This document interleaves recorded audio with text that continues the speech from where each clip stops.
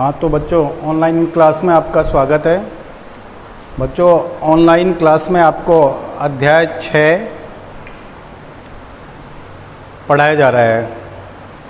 अध्याय 6 का शीर्षक है मंदिर स्थापत्य और मूर्तिकला।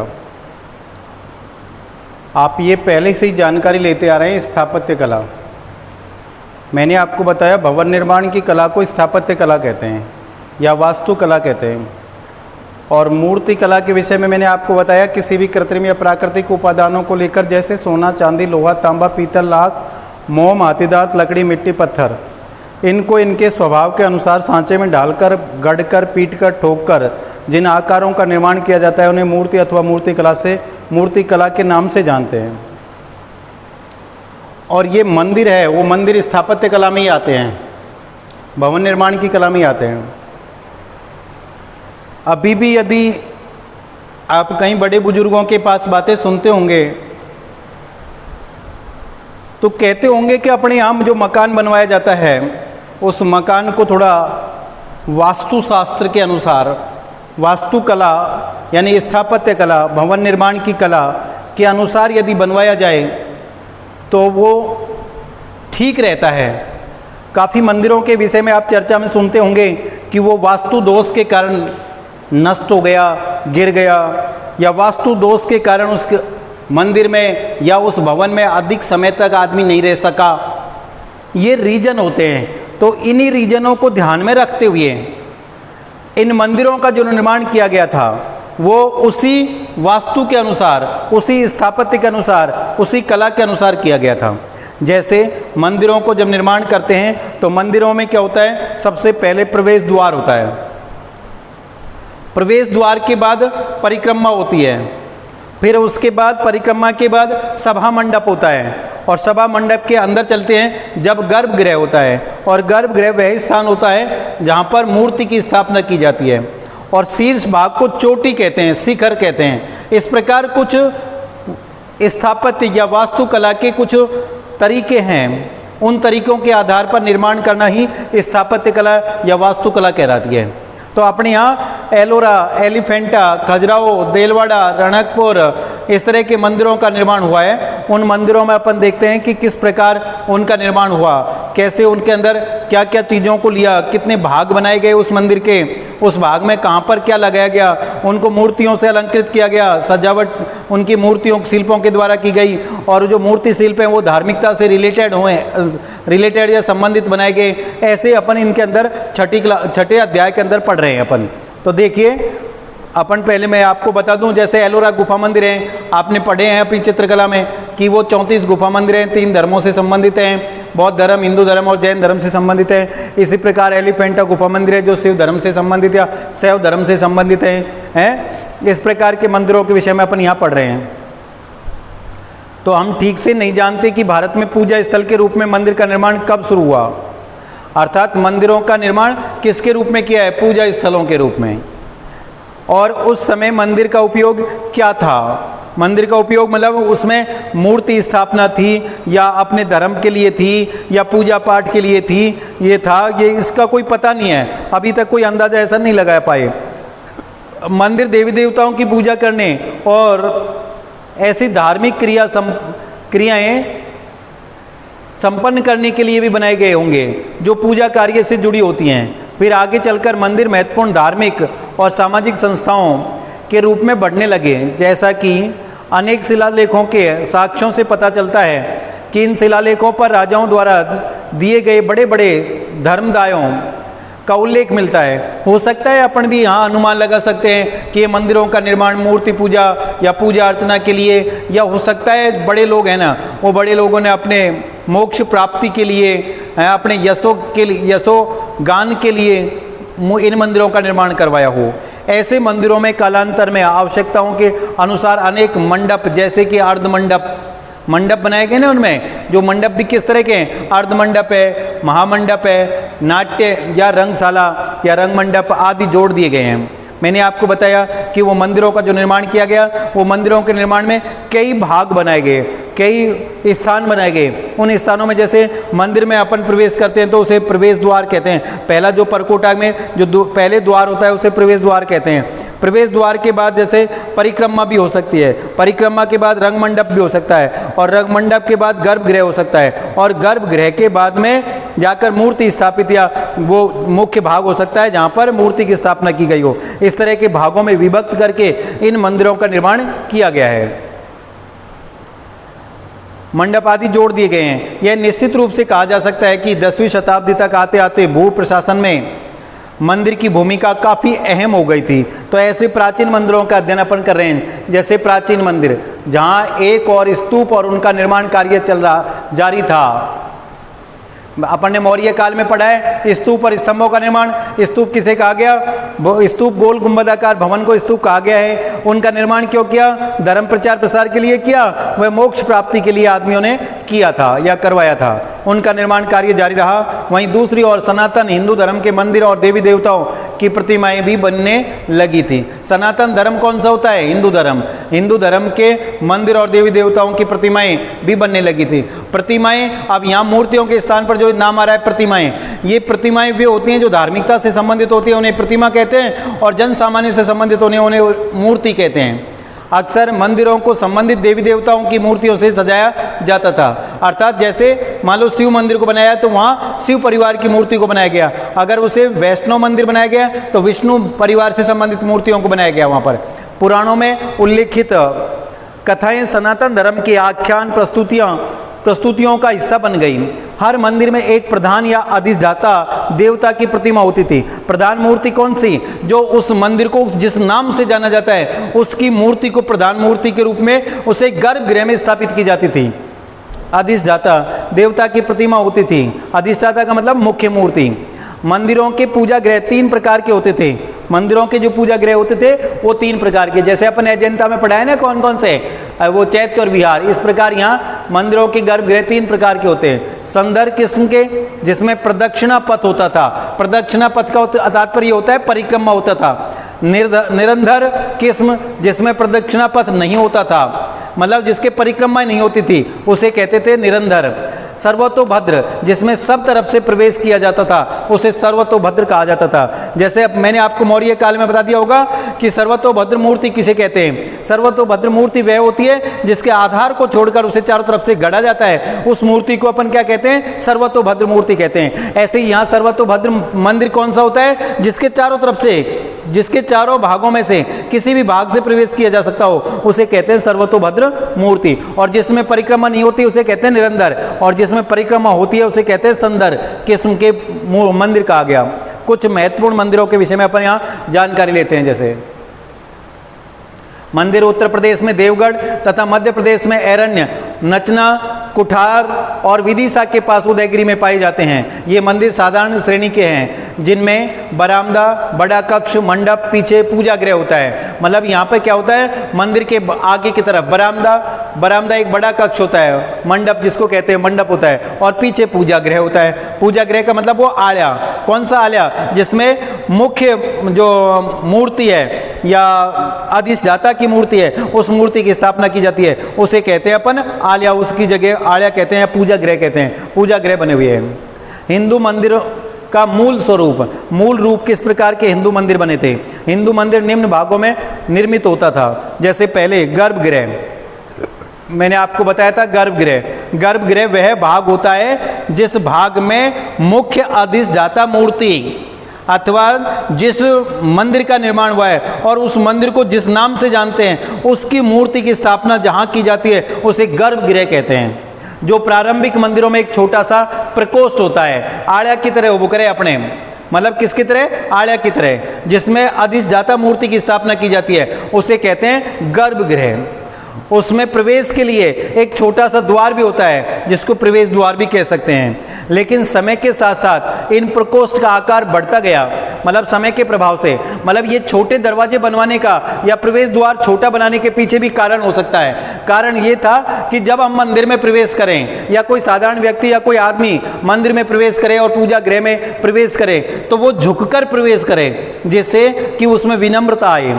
ऐसी भावनाओं के साथ साथ ऐसे आड़ों का, मतलब ऐसे दरवाजों का अंकन किया गया होगा या बनाया गया होगा, निर्माण किया होगा। लेकिन समय के साथ साथ इन प्रकोष्ठ का आकार बढ़ता गया, इन समय के अनुसार इनमें बदलता गया, क्योंकि उसमें आस्था में परिवर्तन आ जाता है, भावों में कमी आ जाती है, और कमी आने के कारण वो जो चित्र बनते हैं या मूर्ति बनती है उन मूर्तियों में भी उस समय का प्रभाव आ जाता है। गर्भगृह में मंदिर के मुख्य अधिष्ठाता देवता की मूर्ति को स्थापित किया जाता है। मैंने अभी बताया गर्भगृह में वह मूर्ति होती है जो मुख्य मूर्ति कहलाती है, या फिर उसे अधिष्ठाता मूर्ति कहते हैं, जिसके नाम से वो मंदिर को ही जाना जाता है। जैसे कि मान लो अपन कहें श्रीनाथ जी का मंदिर, तो श्रीनाथ जी का मंदिर उसे इसलिए कहेंगे क्योंकि उस मंदिर के गर्भगृह में कौन सी मूर्ति की स्थापना है? श्रीनाथ जी की मूर्ति की स्थापना है, इसलिए उसे क्या कहेंगे? श्रीनाथ जी का मंदिर कहेंगे।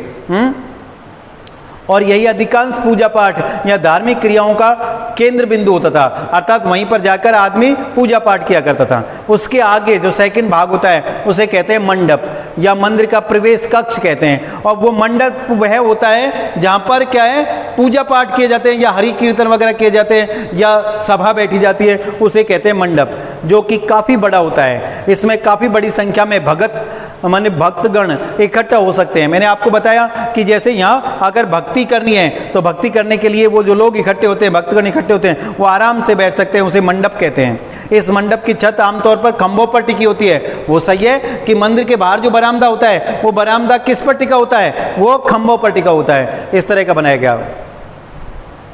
और तीसरा भाग होता है पूर्वोत्तर काल में इन पर शिखर बनाए जाने लगे। शिखर का तात्पर्य होता है चोटी बनाई गई, जिसे उत्तर भारत में शिखर और दक्षिण भारत में विमान कहा जाने लगा। अगर शिखर को उत्तर भारत में तो क्या, दक्षिण भारत में तो क्या कहते हैं? विमान, और उत्तर भारत में कहते हैं शिखर। शिखर को अपन हिंदी भाषा में, वैसे अपनी भाषा में कहते हैं चोटी बनाई गई। और चौथे नंबर पर जो आता है वाहन, अर्थात मंदिर के अधिष्ठाता देवता की सवारी।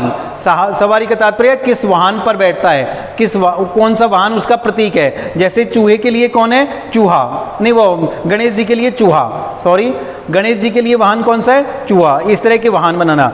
वाहन को एक स्तंभ या ध्वज के साथ गर्भगृह के साथ कुछ दूरी पर रखा जाने लगा। भारत में मंदिरों की दो श्रेणियों को जाना जाता है, उत्तर भारत की नागर शैली और दक्षिण भारत की द्रविड़ शैली।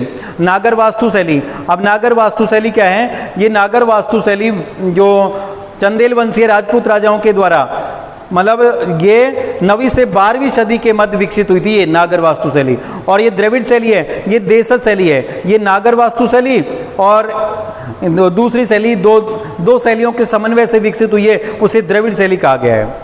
कुछ विद्वानों के मतानुसार बेसर शैली भी कहते हैं इसको, जिसमें बेसर शैली में पट्टक दल का तिरुपाक्षी मंदिर बना हुआ है इसका, जिसमें नागर और द्रविड़ दोनों शैलियों की कुछ चुनी हुई विशेषताओं का मतलब मिश्रण होता है, मिलावट होती है, मिश्रण पाया जाता है। इन परंपरागत प्रमुख श्रेणियों के अंतर्गत और भी कई उपशैलियाँ आती हैं। हम आगे इस अध्याय में इन उपशैलियों पर चर्चा करेंगे।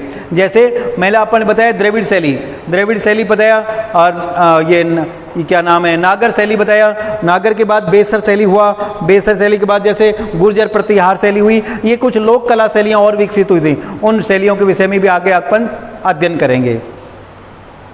उनमें तरह तरह की प्रतिमाओं की स्थापना की गई के लिए आले दिवाले जोड़े जाते थे, मगर मंदिर की आधारभूत योजना नक्शा पहले जैसे ही बनी रही थी। इस प्रकार के मंदिरों का निर्माण किया गया। मंदिरों के निर्माण के लिए गर्भगृह बनाया गया, गर्भगृह से बाहर मंडप बनाया गया, मंडप से बाहर प्रदक्षिणा पथ बनाया गया, प्रदक्षिणा पथ के बाहर प्रवेश द्वार बनाया गया। इस तरह के इनमें भाग बनाए गए थे। तो मूर्तिकला, मूर्ति विद्या और अलंकरण, अर्थात मूर्तिकला, किस तरह की मूर्तिकला? मूर्ति विद्या, मूर्ति को बनाने का तरीका, और अलंकरण से तात्पर्य सजावट। तो ये मंदिरों को किस तरह से मूर्तिकला के द्वारा सजाया गया। देवी देवताओं की मूर्तियों का अध्ययन कला इतिहास की एक अलग शाखा के अंतर्गत आता है, जिसे मूर्ति विद्या कहा जाता है। क्या कहा जाता है? मूर्ति विद्या कहा जाता है। मूर्ति विद्या जिसे प्रतिमा विद्या भी कहा जाता है, अर्थात मूर्ति बनाने की विद्या भी कहा जाता है या प्रतिमा बनाने की विद्या भी कहा जाता है। वैसे प्रतिमा और मूर्ति में मैंने तुमको वो बता दिया अंतर। प्रतिमा तो वो होती हैं जो धार्मिकता से संबंधित होती हैं, धर्म से संबंधित, और मूर्ति वे होती हैं जो जनसामान्य संबंधित होते हैं, उसे मूर्ति कहते हैं। के अंतर्गत कतिपय प्रतीकों तथा पुराण कथाओं के आधार पर मूर्ति की पहचान की जाती है। अक्सर कई बार ऐसा भी होता है कि देवता के आधारभूत कथा अर्थ तो सदियों तक एक जैसा ही बना रहता है, किंतु स्थान और समय के सामाजिक, राजनीतिक व भौगोलिक संदर्भ में उसका उपयोग कुछ बदल जाता है। प्रत्येक क्षेत्र और काल में प्रतिमाओं की शैली सदा एक जैसी नहीं रहती। वो तो अपन जानते ही हैं कि कला समय के अनुसार परिवर्तित होती है, क्योंकि कला का निर्माता होता है, निर्माण करने वाला वह व्यक्ति होता है, वह आदमी होता है, और आदमी एक समाज का एक अभिन्न अंग होता है, और समाज के अभिन्न अंग होने के कारण वो समाज की स्थिति और परिस्थितियों को ही अपनी कला में उतारता है। इसलिए वो बदलते हुए समय के आधार पर उसकी कला भी बदलती जाती रहती है। प्रतिमा विद्या में अनेक स्थानीय परिवर्तन आते रहे। मूर्तिकला तथा अलंकरण शैली में भी व्यापकता आती गई, और देवी देवताओं के रूप उनकी कथाओं के अनुसार बनते बदलते गए। मंदिर में मूर्ति की स्थापना की योजना बड़ी सूझबूझ के साथ बनाई जाती रही है। उदाहरण के लिए नागर शैली के मंदिरों में गंगा, यमुना जैसी नदी देवियों को गर्भगृह के प्रवेश द्वार पर बनाया गया है, उनको पास रखा जाता है। जबकि द्रविड़ मंदिरों में मैंने आपको बताया दो तरह की जैसे शैली पढ़ी अपन ने, नागर शैली और द्रविड़ शैली, और तीसरी है बेसर शैली, फिर गुर्जर प्रतिहार शैली, मारू गुर्जर शैली, इस तरह की शैली आती हैं। तो जबकि द्रविड़ मंदिरों में द्वारपालों को आमतौर पर मंदिर के मुख्य द्वार यानी गोपुरम पर रखा जाता है। अर्थात जो द्रविड़ शैली है उसमें द्वारपाल जो बनाए जाते हैं वो द्वार के दोनों तरफ, जैसे देखा होगा आपने पुराने मंदिरों के जो द्वार हैं, गेट हैं, उन गेटों के दोनों तरफ द्वारपाल बनाए गए हैं जो शेरों के रूप में बनाए गए हैं, तो यानी गोपुरम पर रखा जाता है। इसी प्रकार मिथुनों, नवग्रहों, 9 मांगलिक ग्रहों और यक्षों को द्वार रक्षा के लिए प्रवेश द्वारों पर रखा जाता है। मतलब यक्ष और यक्षिणी क्या होते हैं? ये होते हैं देवी देवता कह सकते हैं, या मानव और स्त्री आकृति कह सकते हैं, पुरुष और स्त्री आकृति कहते हैं। इनको प्रवेश द्वारों पर बनाया गया। आपने पुराने मंदिरों को देखा होगा कि या तो पुराने मंदिरों में के जो गेट होते हैं वो मेहराबदार होते हैं, तो मेहराबदार जो ये कोने होते हैं, इन कोनों पर यक्ष यक्षिणियों के मूर्ति शिल्पों को माला लिए हुए बनाया गया है, या फिर द्वार पर स्वागत के लिए खड़े हुए बनाया गया है। इस तरह का दर्शाया गया। 8 दिशाओं के स्वामी यानी अष्ट दिक्पालों को गर्भगृह की बाहरी दीवारों और मंदिर की बाहरी दीवारों पर अपनी अपनी दिशा की ओर अभिमुख दिखाया गया है। मुख्य देवालयों की चारों दिशाओं में छोटे देवालय होते हैं। कितने कैसे होते हैं? छोटे देवालय, छोटे देवता होते हैं या मंदिर होते हैं जिनमें मुख्य देवता के परिवार या आम अवतारों की मूर्तियों को स्थापित किया जाता है। मतलब उस परिवार को या उस माहौल को क्रिएट करने की दृष्टि से वहाँ जो मंदिर में अन्य मूर्तिशिल्प बनाए जाते हैं वो अन्य मूर्तिशिल्प भी उसी देवता से संबंधित या उसी परिवार से संबंधित बनाए जाते हैं या उसके अवतारों से संबंधित बनाए जाते हैं, जिससे कि उसमें वही माहौल हो जाए। जैसे विष्णु मंदिर या शैव मंदिर तो शिव भगवान का है तो शिव परिवार से संबंधित हो। देवी देवताओं के भिन्न भिन्न रूपों की मूर्तियों को देखने से पता चलता है कि भिन्न भिन्न पंथों या संप्रदायों के बीच दार्शनिक वाद विवाद और प्रतियोगिताएं चलती थीं, जिनके कारण उनके रूपों के प्रस्तुतिकरण में भी विविधता आ गई। अंततः अलंकरण के विविध रूपों, अलंकरण से तात्पर्य है सजावट, सजावट का तात्पर्य है वहाँ पर जो पेड़ पौधे, पुष्पति या स्त्री पुरुष आकृतियाँ बनाई जाएँ, उन आकृतियों में के विविध रूपों में जैसे गवाक्ष, व्याल, व्याल यानी वो क्या होते हैं ना, व्याल वो क्या जैसे शेर के जैसे, ये आली, याली, कल्पलता आ गई हैं। अंततः अलंकरण के विविध रूपों में ऐसे आ गया। आमलक, कलश आदि का भी प्रयोग मंदिरों में विविध स्थानों तथा तरीकों से किया गया है। इस प्रकार के अलंकरण के लिए ऐसे उपयोग किया गया है, ऐसे दृश्यों का अंकन किया गया या ऐसे मूर्ति शिल्पों का अंकन किया गया है। नागर या उत्तर भारतीय मंदिर शैली, अर्थात नागर शैली आपने पहले ही पढ़ रहे हैं, नागर शैली और द्रविड़ शैली, नागर शैली और द्रविड़ शैली को पढ़ रहे हैं। तो नागर शैली में तो 9वीं से 12वीं सदी के मंदिर, मतलब क्या है, चंदेल वंशी राजपूत राजा हुए थे, उन राजपूत राजाओं ने अधिकतर नागर शैली को अपनाया था। और द्रविड़ शैली ये महाबलीपुरम के जैसे 6ठी-7वीं शताब्दी के हैं, उन समय इस द्रविड़ शैली में बनाए गए थे। और उसके बाद दोनों को मिलाकर जो नई शैली विकसित हुई थी उसे कहा गया बेसर शैली। तो यहाँ पढ़ रहे हैं अपन कौन सा, नागर या उत्तर भारतीय मंदिर शैली। उत्तर भारत में मंदिर स्थापत्य वास्तुकला की जो शैली लोकप्रिय हुई उसे नागर शैली के नाम से जाना गया। इस शैली की एक आम बात यह थी कि संपूर्ण मंदिर एक विशाल चबूतरे वेदी पर बनाया जाता था, मतलब विशाल चबूतरे पर बनाया जाता था। और चबूतरे को कहते हैं वेदिका। क्या कहते हैं? वेदिका। मतलब जैसे अपने हवन के लिए एक चबूतरा बनाते हैं ना, उसे कहते हैं वेदी, तो ऐसे ये वेदिका होती है।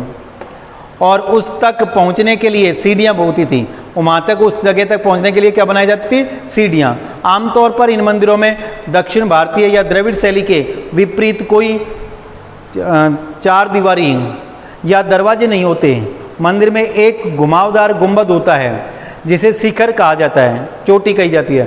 यद्यपि पुराने ज़माने के मंदिरों में एक ही शिखर होता था, लेकिन आगे चलकर इन मंदिरों में कई शिखर होने लगा। जैसे अपने राजस्थान के मंदिरों में देख सकते हैं कि रणकपुर के जैन मंदिर है ना, उस जैन मंदिर में 85 शिखर और 24 मंडप, 24 यानी बरामदे बना रखे हैं और 85 शिखर बना रखे हैं। तो परवर्ती कालों में आगे चलकर जो काल हुए, उन कालों में मंदिरों के कई कई शिखर होने लगे थे।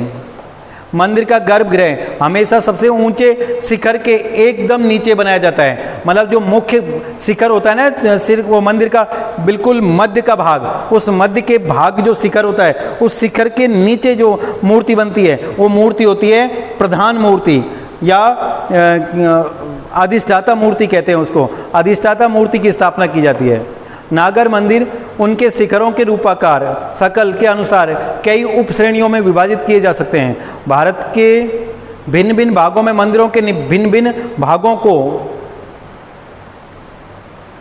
अलग अलग नामों से पुकारा जाता है, किंतु एक साधारण शिखर को जिसका आधार वर्गाकार होता है और दीवारें भीतर की ओर मुड़कर चोटी पर एक बिंदु पर मिलती हैं, उसे आमतौर पर रेखा प्रसाद कहा जाता है। रेखा प्रसाद कहा जाता है इस प्रकार के शिखर को। किस प्रकार के शिखर को?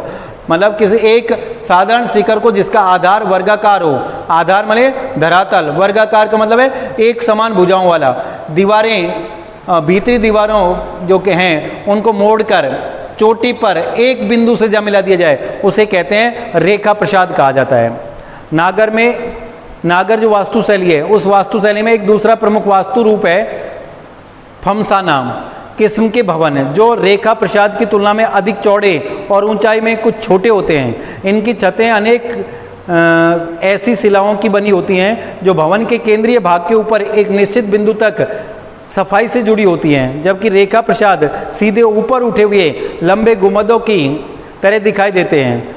फमसाना की छतें भीतर की ओर नहीं मुड़ी होती, बल्कि वे सीधे ऊपर की ओर ढलवा होती हैं। फमसाना जो होता है शिखर होता है, उस शिखर की जो रेखाएं हैं वो मुड़ी हुई नहीं होती, बल्कि वो सीधे ऊपर की ओर ढलवा होती हैं। बहुत से उत्तर भारतीय मंदिरों में आप ये देखेंगे कि फमसाना डिजाइन का प्रयोग मंडपों में हुआ है, जबकि मुख्य गर्भगृह एक रेखा प्रसाद में रखा होता है। अर्थात मुख्य गर्भगृह क्या होता है? जो मुख्य बीचों बीच जो मंदिर के होता है और शिखर होता है, उसके नीचे होता है मुख्य मंदिर या गर्भगृह होता है। कालांतर में रेखा प्रसाद जटिल हो गए हैं और वो एक अकेले लंबे गुंबद की तरह दिखने की बजाय मंदिरों पर कई छोटे छोटे शिखरों से बनने लगे हैं। ये शिखर पहाड़ की चोटियों की तरह ऊपर उठे होते हैं और उनमें सबसे बड़ा शिखर बीच में होता था, और यह बीच वाला शिखर हमेशा गर्भगृह के ठीक ऊपर होता था। वल्भी नागर शैली की उप श्रेणी कहलाती है। वल्भी है ना, वल्भी एक श्रेणी है वास्तुशिल्प की, और वो नागर शैली की उप श्रेणी कहलाती है। वल्भी श्रेणी के वर्गाकार मंदिरों में मेहराबदार छतों से शिखर का निर्माण होता है। इस मेहराबी कक्ष का किनारा गोल होता है। यह सक्टाकार यानी बांस या लकड़ी के बने छकड़े की तरह होता है। ऐसा छकड़ा पुराने ज़माने में बैलों से खींचा जाता था। ऐसे भवनों को आमतौर पर सक्टाकार ये भवन कहा जाता है। जैसा कि ऊपर बताया गया है, मंदिर का रूप उन प्राचीन भवन रूपों से प्रभावित था जो 5वीं शताब्दी से पहले बनाए जाते थे। भवनों की वल्भी किस्म उनमें से एक थी जो छकड़ाकार बनाई जाती थी। छकड़ाकार उदाहरण के लिए, यदि आप शैलकृत बौद्ध चैत्यों के निर्माण योजना नक्शे का अध्ययन करें तो पाएंगे कि उनमें से अधिकतर चैत्यों का रूप लंबे कक्षों प्रकोष्ठों जैसा है और उनकी आखिरी पीठ मुड़ी हुई है। भीतर से छत का यह हिस्सा भी सक्टाकार, अर्धगोलाकार या चाप वितान दिखाई देता है। इस प्रकार के मतलब ये वल्भी में बनाए गए थे, जो वर्गाकार आकार में बनाए गए। इसके बाद अपन पढ़ेंगे मध्य भारत की वास्तुकला या मंदिर कला। जो आज इतना ही, और आगे आने वाले जो वीडियो होगा उसमें अपन मध्य भारत की वास्तुकला, मंदिर वास्तु या मूर्तियों के विषय में अध्ययन करेंगे। धन्यवाद।